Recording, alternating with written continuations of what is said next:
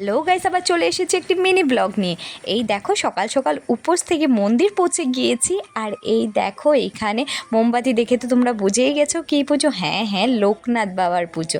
এই দেখো লোকনাথ বাবার পুজো। আর আমি উপোস থেকে এসে গেছি।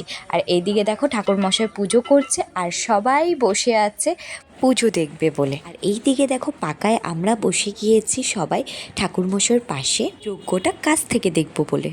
কারণ যজ্ঞর গন্ধটা না আমার খুব পছন্দ, আর মন প্রাণ মনে হয় সবটাই শুদ্ধ হয়ে গেছে। আর এই দিকে দেখো মন্দিরের পাশেই না ঠাকুরের জিনিসের ছোট্ট একটা দোকান দিয়েছে। একদিন ধরেই ভাবছিলাম ঠাকুরের কিছু কিছু জিনিস কিনবো। ওখান থেকে আমি হনুমান চালিসা, মিনি ভাগবত গীতা আর ঠাকুরের কিছু পাঁচালি আর ফটো কিনে নিয়েছি। তারপর বসে গেলাম প্রসাদ খেতে, আর বাড়ির জন্য প্রসাদ নিয়ে আর ভোগ নিয়ে চলে যাচ্ছি। আমার ভিডিওটা যদি ভালো লাগে তাহলে আমার চ্যানেলটিকে সাবস্ক্রাইব করে দিবে। বাই।